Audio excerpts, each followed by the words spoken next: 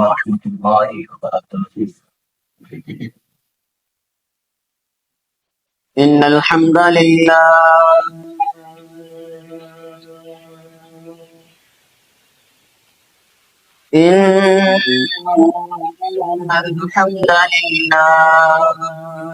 نحمده ونستعينه ونستغفره ونعوذ بالله من شرور أنفسنا ومن سيئات أعمالنا. من يهده الله فلا مضل له ومن يضلله فلا هادي له. وأشهد أن لا إله إلا الله وحده لا شريك له. وأشهد أن محمدا عبده ورسوله. أما بعد فإن خير الحديث كتاب الله وخير الهدي هدي محمد صلى الله عليه وسلم وشر الأمور محدثاتها وكل محدثة بدعة وكل بدعة ضلالة وكل ضلالة في النار. سبحانك لا علم لنا إلا ما علمتنا إنك أنت العليم الحكيم.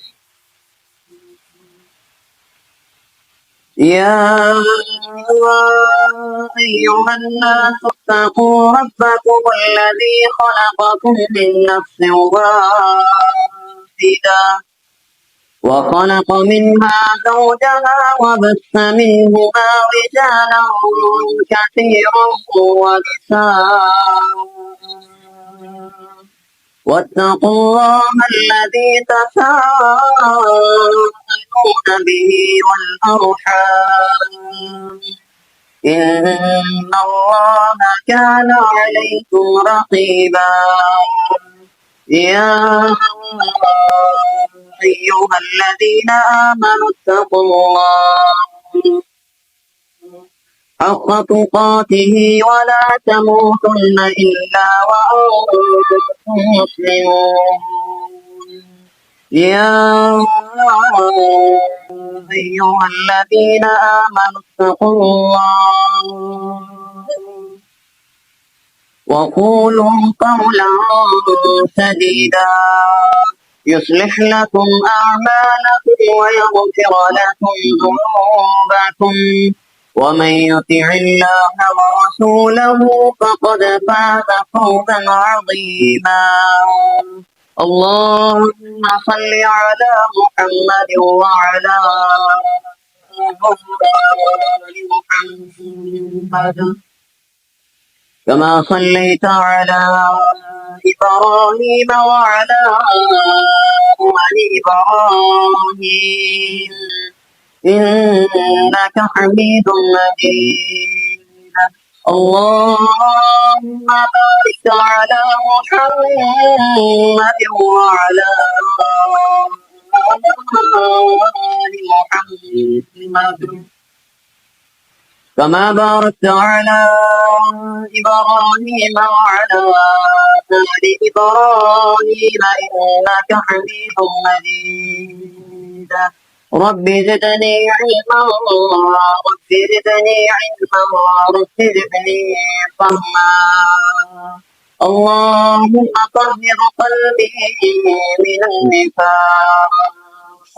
وعملي من الرياء ولساني من الكذب وعيني من الخيانة فإنك تعلم خائنة الأعين وما تخفي الصدور. سبحان ربك رب العزة عما يصفون وسلام على المرسلين والحمد لله رب العالمين.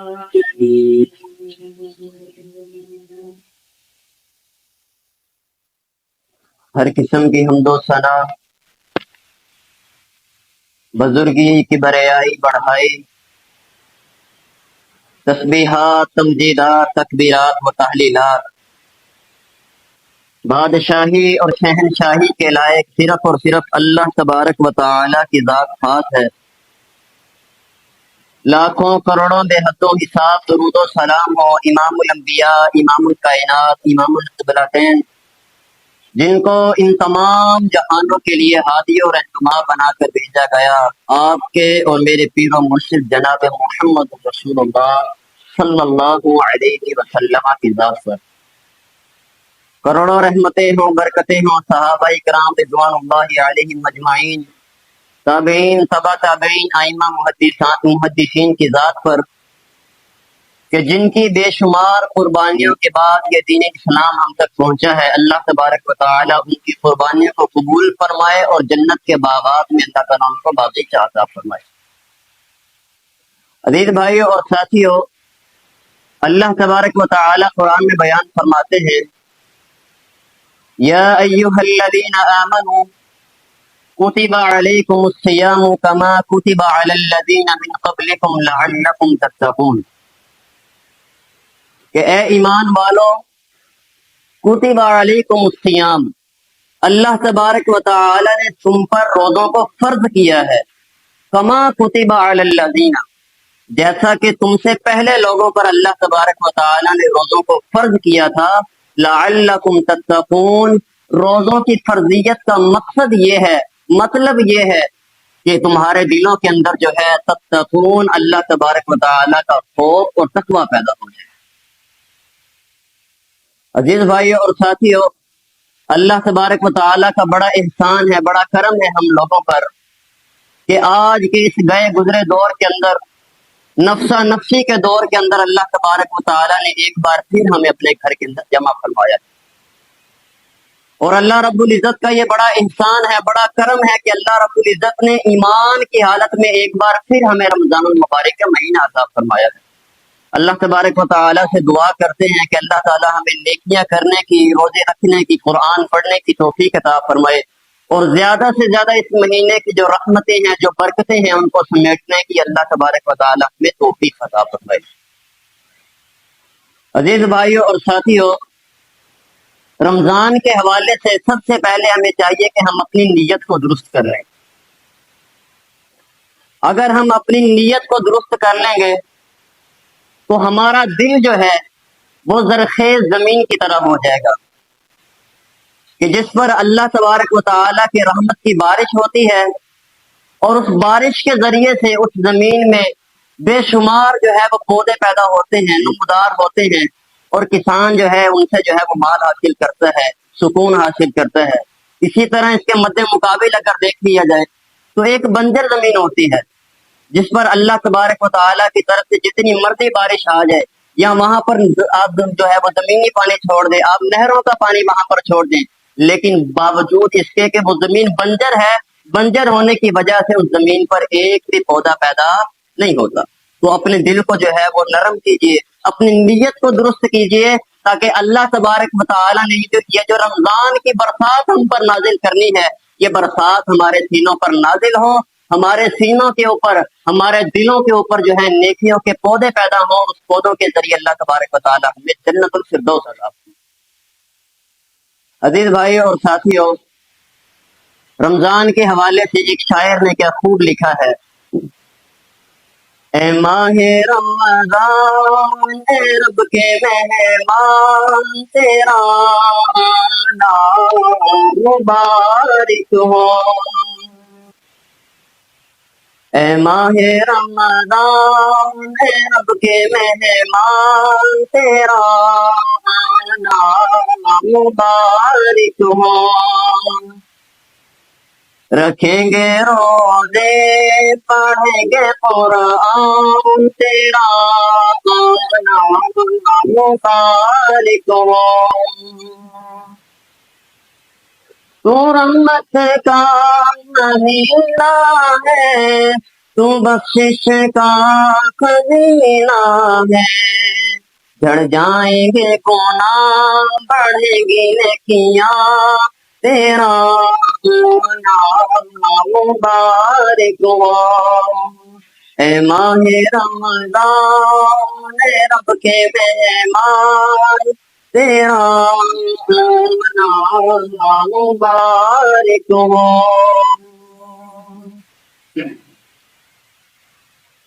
تو عزیز بھائیو اور ساتھیو،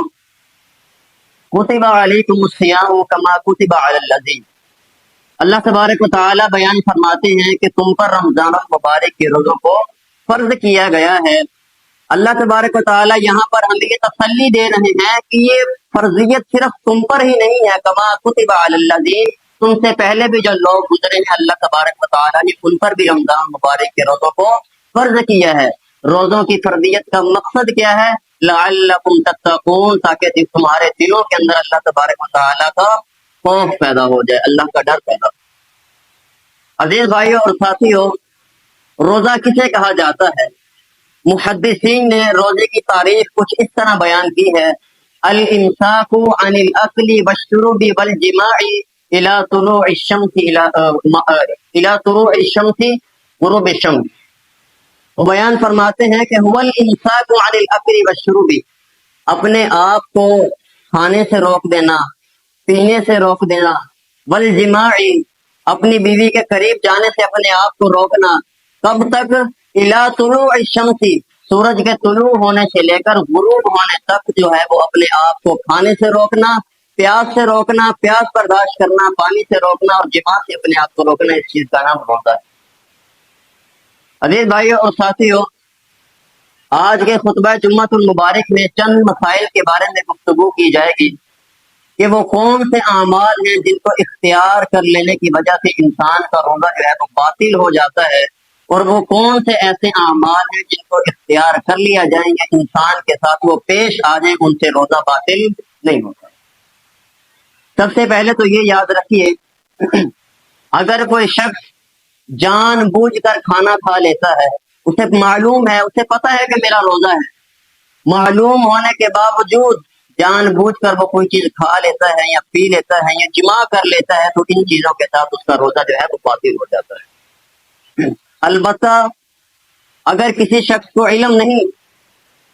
روزہ اس نے رکھا ہوا ہے لیکن اس کے ذہن سے یہ بات نکل چکی ہے کہ میرا روزہ ہے، بھول چوک کی وجہ سے اگر کوئی چیز وہ کھا لیتا ہے یا کوئی چیز پی لیتا ہے، تو یاد رکھیے بھول چوک کا جو عمل ہے اللہ تبارک و تعالیٰ نے اس کو معاف فرما دیا ہے۔ پیارے پیغمبر جناب محمد رسول اللہ صلی اللہ علیہ وسلم نے بیان فرمایا: ان اللہ تجاوز عن امتی عن الخطأ والنسیان، کہ اللہ تبارک و تعالی نے امت پر ایسے اعمال عن الخطأ والنسیان جو غلطی کی وجہ سے، بغیر دھیانی کی وجہ سے انسانوں سے ہو جاتے ہیں، اللہ تبارک و تعالی نے ان کو معاف فرما دیا ہے۔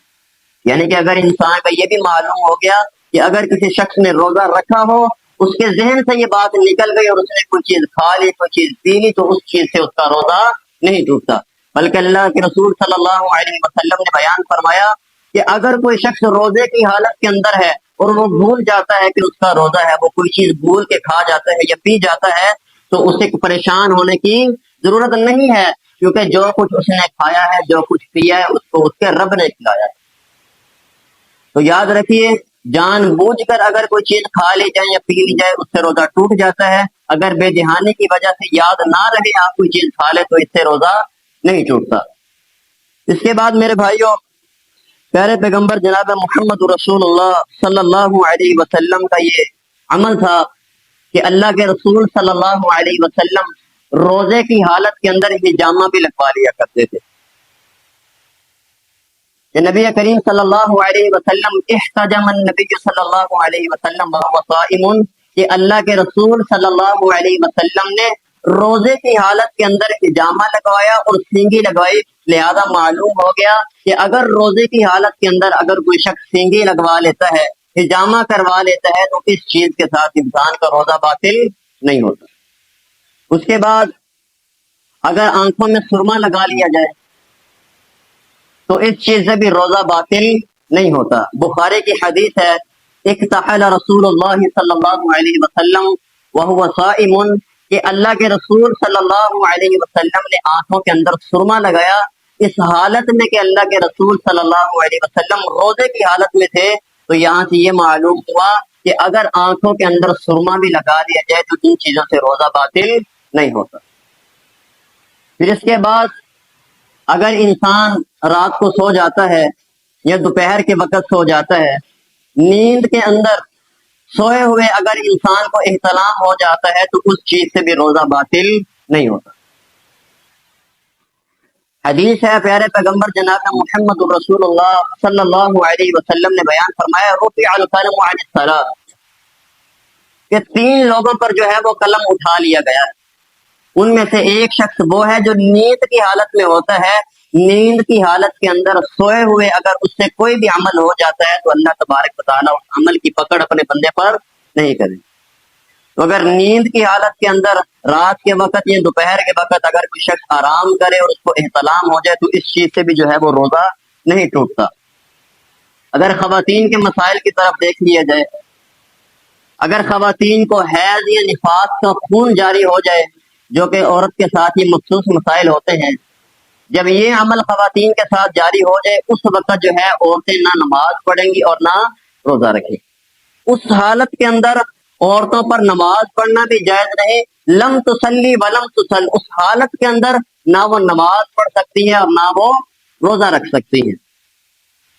تو مرد اور عورت کا جو ہے وہ فرق معلوم ہو گیا کہ اگر خواتین کو نفاس یا حیض کا خون جاری ہو جائے اس وقت خواتین جو ہیں اپنا روزہ بھی کھول لیں گی، روزہ بھی ترک کر دیں گی، نمازوں سے بھی رک جائیں گی۔ دوسری طرف اگر کوئی شخص مرد ہے، مرد کو اگر نیند کی حالت کے اندر احتلام وغیرہ ہو جاتا ہے تو اس سے روزہ نہیں ٹوٹتا، اسے چاہیے کہ وہ غسل کرے اور اپنے روزے کو جاری رکھے۔ اس کے بعد میرے بھائیوں، پیارے پیغمبر جناب محمد رسول اللہ صلی اللہ علیہ وسلم نے بیان فرمایا کہ اگر کوئی شخص روزہ رکھ لینے کے بعد اپنی زبان سے جھوٹ بیان کرنے سے باز نہیں آتا، جھوٹی باتیں کرنے سے اپنے آپ کو نہیں روک سکتا، تو اللہ تبارک و تعالیٰ کو اس کے بھوکے پیاسے رہنے کی بھی کوئی حاجت نہیں۔ من لم يدع قول الزور والعمل به فليس لله حاجة ان يدع طعامه وشرابه۔ جناب محمد رسول اللہ صلی اللہ علیہ وسلم نے بیان فرمایا، من لم يدع قول الزور والعمل به، جو شخص روزہ رکھنے کے باوجود جھوٹ بولنے سے باز نہیں آتا، والعمل به، اور نافرمانی والے گناہ والے کام کرنے سے باز نہیں آتا، اپنے آپ کو نہ جھوٹ سے محفوظ رکھتا ہے نہ گناہ سے محفوظ رکھتا ہے، فَلَيْسَ لِلَّهِ حَاجَةٌ أَن يَطْعَمَ طَعَامَهُ وَشَرَابَهُ، تو وہ یہ بات اپنے ذہن کے اندر رکھ لے کہ اگر وہ جھوٹ سے باز نہیں آتا، گناہ سے باز نہیں آتا، فَلَيْسَ لِلَّهِ حَاجَةٌ، تو اللہ تبارک و تعالیٰ کو کوئی حاجت نہیں ہے، کوئی ضرورت نہیں ہے کہ انسان بھوک برداشت کرتا ہے یا پیاس برداشت کرتا ہے۔ تو یہ بھی روزے کے ساتھ شرط ہے کہ اگر انسان روزہ رکھ لے، روزہ رکھنے کے بعد اسے چاہیے کہ اپنی زبان سے وہ جھوٹ نہ بولے، گناہ والے اعمال کو ترک کر دے، ایسے اعمال کے جن اعمال کو اختیار کرنے کی وجہ سے اللہ تبارک و تعالیٰ بندے سے ناراض ہوتے ہیں، اللہ تبارک و تعالیٰ اپنے بندے سے ناراض ہو جاتے ہیں، اپنے سے دور کر دیتے ہیں، ان اعمال کو بھی چاہیے کہ انسان روزے کی حالت کے اندر اپنے آپ سے دور رکھے۔ عام حالات کے اندر بھی اپنے آپ کو جو ہے وہ گناہوں سے دور رکھنا یہ ہم پر لازم ہے، البتہ زیادہ کوشش جو ہے کہ بالاولیٰ جو ہے وہ روزے کی حالت کے اندر ہمیں چاہیے کہ بالاولیٰ ہم ان چیزوں سے بچیں، اپنے آپ کو ان چیزوں سے دور رکھیں۔ اس کے علاوہ اگر کوئی شخص رات کو سو جاتا ہے یا ہم بستر ہوتا ہے، صبح جب اٹھتا ہے سحری کے وقت، اگر غیر شادی شدہ ہے تو اگر وہ احتلام کی حالت کے اندر ہے تو وہ اسی حالت کے اندر سحری کر سکتا ہے۔ یہ فرض نہیں ہے کہ پہلے غسل کرے اور پھر سحری کرے، اس کا روزہ ہوگا، وہ اسی حالت کے اندر جو ہے وہ سحری کر کے اپنا روزہ رکھ سکتا ہے، یہ جائز عمل ہے۔ حدیث کے اندر آتا ہے کہ جناب محمد رسول اللہ صلی اللہ علیہ وسلم جو تھے، کان یدرکہ الفجر وہو جنب من اہلہ، اللہ کے رسول صلی اللہ علیہ وسلم جو ہیں وہ اپنے اہل کے پاس جایا کرتے تھے، صبح جو ہے وہ جنبی حالت کے اندر ہوا کرتے تھے، اور اسی حالت کے اندر جناب محمد رسول اللہ صلی اللہ علیہ وسلم جو ہے وہ سحری کر لیا کرتے تھے، اپنے روزے کو جاری رکھا کرتے تھے۔ تو میرے بھائیو، یہ چند مسائل تھے، یہ ذہن نشین ہونا بہت ضروری ہے۔ ایک بار پھر دوبارہ بیان کر دیتا ہوں، دوہرا دیتا ہوں کہ اگر کوئی شخص جان بوجھ کر کوئی چیز کھا لے تو اس سے روزہ باطل ہو جاتا ہے، اگر جان بوجھ کر کوئی چیز پی لیتا ہے تب بھی روزہ باطل ہو جاتا ہے، یا جان بوجھ کر جمع کر لیتا ہے تو ان چیزوں سے بھی اس انسان کا روزہ باطل ہو جاتا ہے۔ اس کے مد مقابل اگر دیکھ لیا جائے کہ اگر کوئی شخص بھول چوک کی وجہ سے کوئی چیز کھا لیتا ہے، کوئی چیز پی لیتا ہے، تو یاد رکھیے ان چیزوں سے انسان کا روزہ باطل نہیں ہوتا۔ آنکھوں میں سرما لگانے کی وجہ سے بہت سے لوگ کہتے ہیں کہ اس سے روزہ باطل ہو جاتا ہے، تو اس سے روزہ باطل نہیں ہوتا۔ بخاری کی حدیث ہے، اکتحل رسول اللہ صلی اللہ علیہ وسلم وهو صائم، اللہ کے رسول صلی اللہ علیہ وسلم نے روزے کی حالت کے اندر جو ہے وہ سرما لگایا، اور اس سے معلوم ہوا کہ سرما لگانے سے روزہ باطل نہیں ہوتا۔ اور یہ بھی یاد رکھیے، سینگی لگوانا، حجامہ وغیرہ کروانا، اس چیز سے بھی روزہ باطل نہیں ہوتا۔ اگر آپ سو رہے ہیں، اس حالت کے اندر آپ کو احتلام آ جاتا ہے، اس سے بھی روزہ باطل نہیں ہوتا۔ خواتین کے اگر کچھ مخصوص مسائل شروع ہو جائیں تو خواتین جو ہیں اپنا روزہ ترک کر دیں گی، اپنی جو نمازیں ہیں ان کو بھی چھوڑ دیں گی۔ البتہ جب وہ طہر کی حالت کے اندر آ جائیں گی، پاکیزگی کی حالت کے اندر آ جائیں گی، تو وہ نماز شروع کر دیں گی۔ جو نمازیں رہ گئی ہیں ان کی قضائی نہیں دیں گی، البتہ جو روزے ان سے رہ گئے ہیں روزوں کی قضائی جو ہے خواتین بعد میں ادا کر دیں گی۔ اور پھر روزہ رکھنے کے بعد اپنے آپ کو چاہیے کہ انسان جو ہے گناہوں سے دور رکھے، نافرمانی سے دور رکھے۔ اسی کے ساتھ ساتھ میرے بھائیوں، اگر روزے کی حالت کے اندر اگر کوئی شخص روزے کی حالت کے اندر ہے، گرمی کی شدت ہے، دھوپ کی سختی ہے، اور دھوپ کی سختی اور شدت کی وجہ سے وہ جا کر غسل کر لیتا ہے، یا اپنے سر پر پانی بہا لیتا ہے، یا کپڑا وغیرہ گیلا کر کے اپنے سر پر رکھ لیتا ہے، تو اس چیز سے بھی روزے کو کوئی فرق نہیں پڑتا۔ حدیث کے اندر آتا ہے یعب الماء علی رأسہ من الحر وهو صائم، کہ پیارے پیغمبر جناب محمد رسول اللہ صلی اللہ علیہ وسلم یعب الماء علی رأسہ وهو صائم من شدت الحر، اللہ کے رسول صلی اللہ علیہ وسلم گرمی کی دھوپ کی شدت اور سختی کی وجہ سے اپنے سر پر جو ہے وہ پانی بہا لیا کرتے تھے۔ تو روزے کی حالت کے اندر نہا لینا، سر پر پانی بہا لینا، اس چیز سے بھی روزہ جو ہے وہ نہیں ٹوٹتا۔ البتہ جیسے وضو کے اندر انسان جو ہے ناک میں پانی چڑھاتے ہیں اور مبالغہ کرتے ہیں، اس چیز سے ذرا احتیاط کرنی چاہیے کہ اگر کوئی شخص جو ہے وہ ناک میں پانی چڑھا رہا ہے، اس کو زیادہ کھینچ لے اور وہ پانی اس کے حلق سے اتر جائے تو اس چیز سے روزہ باطل ہو جاتا ہے۔ تو البتہ چاہیے کہ جب وہ اپنے ناک کو صاف کرے، مبالغہ کرے، اس کو چاہیے کہ وہ تھوڑا احتیاط کے ساتھ مبالغہ کرے، یہ نہ ہو کہ پانی اتنا اوپر چلا جائے کہ اس کے حلق سے نیچے اتر جائے، اس چیز سے بھی روزہ باطل ہو جاتا ہے۔ اور میرے بھائیوں، اگر کوئی شخص مسواک کرتا ہے، مسواک کے مد مقابل اگر دیکھ لیا جائے کہ ٹوتھ برش اگر کوئی شخص کرتا ہے تو اس چیز سے روزہ باطل نہیں ہوتا۔ پیارے پیغمبر جناب محمد رسول اللہ صلی اللہ علیہ وسلم نے بیان فرمایا لولا اشق علی امتی لامرتهم بالسواک عند كل صلاۃ، کہ اگر میں اپنی امت پر مشقت نہ سمجھتا، یہ نہ دیکھتا کہ میری امت جو ہے وہ تنگی کے اندر چلی جائے گی، مشقت کے اندر چلی جائے گی، تو میں اپنی امت کے ہر فرد کو یہ حکم دیتا کہ السواک عند كل صلاۃ، وہ ہر نماز کے ساتھ جو ہے وہ مسواک کرے۔ اور صحابہ کرام جو ہے پیارے پیغمبر جناب محمد رسول اللہ صلی اللہ علیہ وسلم کے موجود ہونے کے باوجود صحابہ کرام جو ہے وہ مسواک کیا کرتے تھے، اور اللہ کے رسول صلی اللہ علیہ وسلم اس چیز سے منع نہیں کیا کرتے تھے۔ تو یاد رکھیے، روزے کی حالت کے اندر مسواک کی جا سکتی ہے، ٹوتھ برش کیا جا سکتا ہے، ان چیزوں سے انسان کا جو روزہ ہے وہ باطل نہیں ہوتا۔ اسی کے ساتھ میرے بھائیوں، ہمارے جو دروس چل رہے ہیں ان کے اندر بھی یہ بات چل رہی تھی کہ صرف اور صرف بھوک برداشت کر لینا یا پیاس برداشت کر لینا، اپنے آپ کو بھوک سے روک لینا یا پیاس سے روک لینا، صرف یہ روزہ نہیں ہوتا۔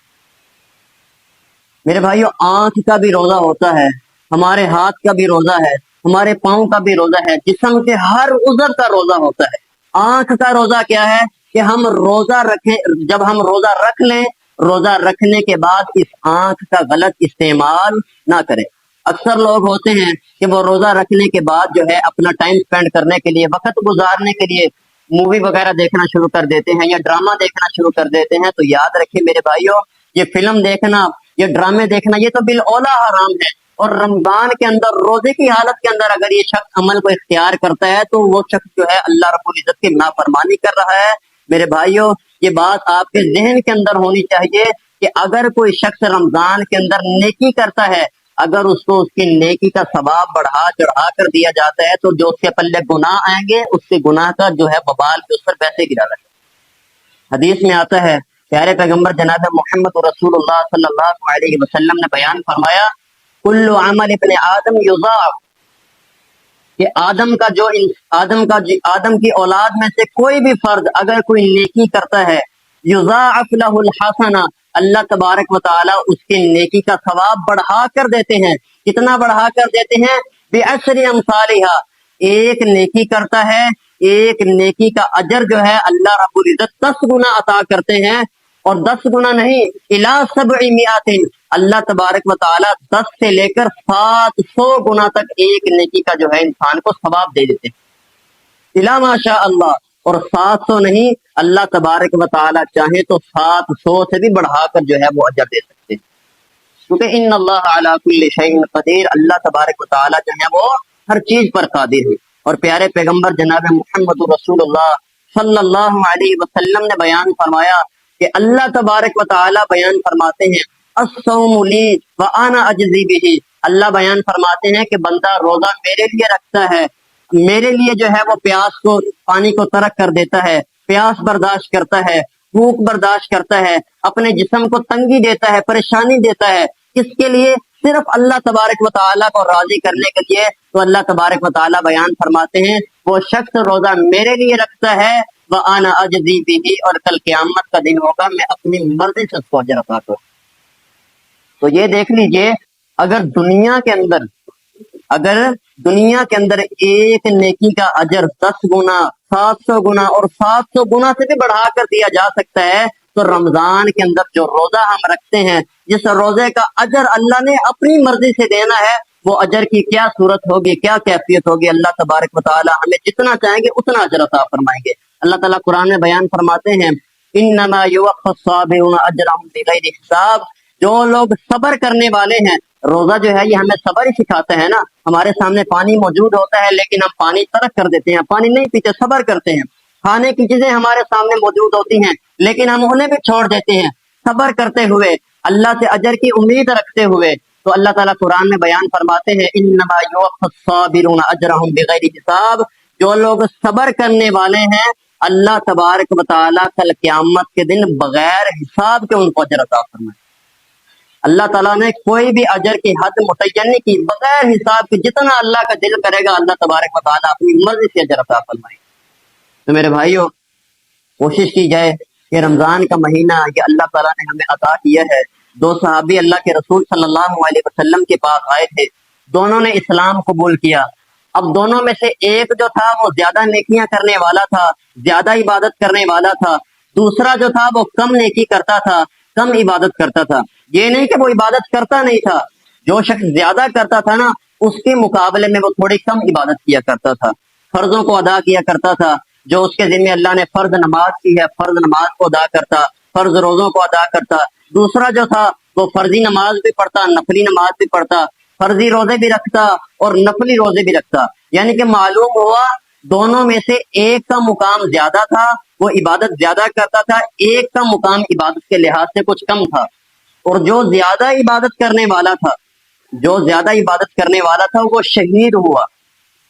इबादत भी ज्यादा की और शहीद भी हुआ। जो कम इबादत करने वाला था वो शहीद तो नहीं हुआ, अलबत्ता 1 साल बाद फौत हुआ। जो इबादत करने वाला था वो 1 साल पहले फौत हो गया, इबादत भी ज्यादा करता था, शहीद भी हुआ और 1 साल पहले फौत हो गया। जो कम इबादत करने वाला था, जो शहीद भी नहीं हुआ, आम मौत मरा, वो बाद में फौत हुआ। तो अल्लाह तबारक व तआला ने जो है बाद में फौत होने वाले को जो है पहले जन्नत के अंदर दाखिल कर दिया। जिस सहाबी को ये ख्वाब आया वो अल्लाह के रसूल सल्लल्लाहु अलैहि वसल्लम के पास चले गए और जाकर कहा कि अल्लाह के रसूल, मुझे इस तरह ख्वाब आया है, जो ज्यादा इबादत करने वाला है, जो शहीद हुआ है, वो बाद में जन्नत में गया, और जो कम नेकियां करने वाला था, کم عبادات کرنے والا تھا، شہید بھی نہیں ہوا، وہ پہلے جنت کے اندر چلا گیا۔ تو اللہ کے رسول صلی اللہ علیہ وسلم نے بیان فرمایا، کیا تمہیں یہ نہیں معلوم کہ اس کی زندگی کے اندر ایک رمضان کا مہینہ زیادہ آیا؟ دیکھیے اس کی زندگی کے اندر صرف ایک مہینہ رمضان کا زیادہ آیا، اس رمضان کے مہینے کی برکت کی وجہ سے زیادہ عبادت کرنے والے سے پہلے اللہ نے اس کو جنت کے اندر داخل کر دیا۔ تو یہ اللہ تبارک و تعالیٰ کا ہم پر بڑا کرم ہے، بڑا احسان ہے۔ بلکہ اللہ کے رسول صلی اللہ علیہ وسلم کی ایک حدیث بھی ہے کہ ایک دفعہ اللہ کے رسول صلی اللہ علیہ وسلم منبر پر چڑھ رہے تھے، آپ نے 3 دفعہ آمین کہا۔ صحابہ نے کہا اللہ کے رسول آپ پہلے بھی منبر پر چڑھتے ہیں، آپ نے پہلے تو کبھی آمین نہیں کہا، آج آمین کہنے کی وجہ کیا ہے؟ تو پیارے پیغمبر جناب محمد رسول اللہ صلی اللہ علیہ وسلم نے بیان فرمایا کہ آج میں جب منبر پر چڑھنے لگا تو جبرائیل علیہ الصلوۃ والسلام آئے، اور جبرائیل علیہ السلام نے 3 لوگوں کے حق میں جو ہے وہ بد دعا کی ہے، 3 لوگوں کے حق میں بد دعا کی ہے، اور پیارے پیغمبر جناب محمد رسول اللہ نے اس بد دعا پر آمین کہا ہے۔ اب ذرا یہ سوچ لیجئے بد دعا کس طرف سے آئی ہے؟ اللہ تبارک و تعالیٰ نے بھیجی، لے کر آنے والے کون ہیں؟ جبرائیل علیہ الصلوۃ والسلام ہیں، اور اس پر آمین کہنے والے کون ہیں؟ جناب محمد رسول اللہ صلی اللہ علیہ وسلم ہیں۔ تو یہ جو 3 عمل اس کے اندر، اس حدیث کے اندر بیان ہو گئے، کوشش کریں کہ آپ لوگ ان 3 اعمال سے اپنے آپ کو دور رکھیں، یہ نہ ہو کہ ہم بھی جو ہے اس وعید کے اندر شامل ہو جائیں۔ اب وہ 3 اعمال کون سے تھے؟ عزیز بھائی اور ساتھیوں، پیارے پیغمبر جناب محمد رسول اللہ صلی اللہ علیہ وسلم نے بیان فرمایا کہ جب میں نے منبر پر پہلا قدم رکھا تو جبرائیل علیہ الصلوۃ والسلام نے بیان فرمایا کہ اے محمد صلی اللہ علیہ وسلم، کوئی شخص آپ کا نام سن لے، آپ کا نام سننے کے بعد آپ پر وہ درود نہ بھیجے تو ایسے بندے کو جو ہے اللہ تبارک و تعالیٰ تباہ کر دے۔ تو اللہ کے رسول صلی اللہ علیہ وسلم نے اس پر آمین کہا۔ تو اپنا یہ معمول بنائے، جب بھی پیارے پیغمبر جناب محمد رسول اللہ صلی اللہ علیہ وسلم کا نام آئے تو آپ کی زبان پر جو ہے وہ درود جاری ہو جانا چاہیے، محمد الرسول اللہ صلی اللہ علیہ وسلم۔ اور دوسرا عمل کیا تھا؟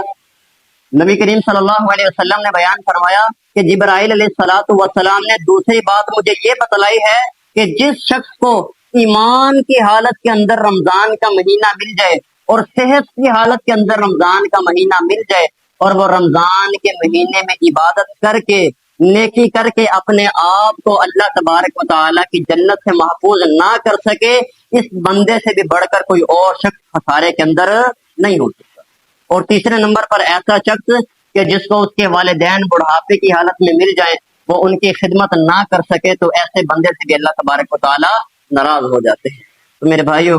اللہ تبارک و تعالیٰ سے دعا ہے اللہ تبارک و تعالیٰ ہمیں زیادہ سے زیادہ نیکیاں کرنے کی توفیق عطا فرمائے، زیادہ سے زیادہ اللہ تبارک و تعالیٰ عبادات کرنے کی توفیق عطا فرمائے۔ تو یہ جو خطبہ ہے اس کے اندر مسائل کو ذکر کیا گیا ہے، مسائل کا ذکر کرنا بھی بہت ضروری تھا کہ کن کن اعمال کے ذریعے سے روزے کو نقصان ہو سکتا ہے۔ آخری 2 حدیثیں بیان کرتا ہوں۔ پیارے پیغمبر جناب محمد رسول اللہ صلی اللہ علیہ وسلم نے بیان فرمایا، من صام رمضان ایمانا واحتسابا غفر له ما تقدم من ذنبه، جو شخص ایمان کی حالت کے اندر روزہ رکھے اور روزہ رکھ کر اس کی نیت یہ ہو کہ اس روزے کے بدلے اللہ تبارک و تعالیٰ مجھے اجر دیں گے، غفر له ما تقدم من ذنبه، اس ایمان کی حالت کی وجہ سے، روزہ رکھنے کی وجہ سے، غفر له ما تقدم من ذنبه، اللہ تبارک و تعالیٰ سابقہ سارے گناہوں کو معاف فرما دیتے ہیں۔ اور ساتھ ہی ساتھ دوسری حدیث میں بیان فرمایا، من قام رمضان ایمانا واحتسابا غفر له ما تقدم من ذنبه، جو شخص ایمان کی حالت کے اندر تراویح کو ادا کرتا ہے، قیام اللیل کرتا ہے، اور اللہ تعالیٰ سے یہ امید رکھتا ہے کہ اس قیام اللیل کی وجہ سے اللہ میرے گناہوں کو معاف فرما دے گا، اس کا یہ ایمان ہے، اس کی یہ نیت ہے، غفر له ما تقدم من ذنبه، تو اس قیام اللیل کی وجہ سے اللہ تبارک و تعالیٰ اس کے سارے گناہوں کو معاف فرما دیں گے۔ تو اللہ تبارک و تعالیٰ سے دعا ہے جو سنا ہے سمجھا ہے اللہ مجھے اور آپ کو اس پر عمل کرنے کی توفیق عطا فرمائے۔ اللہ تبارک و تعالیٰ بدعات سے بچتے ہوئے سنت پر زندگی گزارنے کی توفیق عطا فرمائے۔ وقول قولی ھذا استغفر اللہ لی ولکم ولسائر المسلمین، آمین۔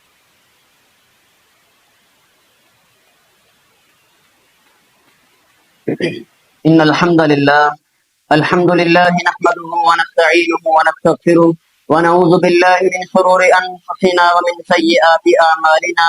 من يهده الله فلا مضل له ومن يضلله فلا هادي له. وأشهد أن لا إله إلا الله وحده لا شريك له. وأشهد أن محمدا عبده ورسوله.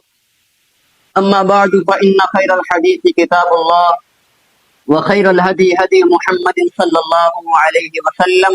وشر الأمور محدثاتها وكل محدثة بدعة وكل بدعة ضلالة وكل ضلالة في النار. سبحانك لا علم لنا إلا ما علمتنا إنك أنت العليم الحكيم. رب زدني علما رب زدني فهما. ربنا آتنا في الدنيا حسنة وفي الآخرة حسنة وقنا عذاب النار. ربنا ظلمنا أنفسنا وإن لم تغفر لنا وترحمنا لنكونن من الخاسرين. سبحان ربك رب العزة عما يصفون وسلام على المرسلين والحمد لله رب العالمين. فقد رب کرنا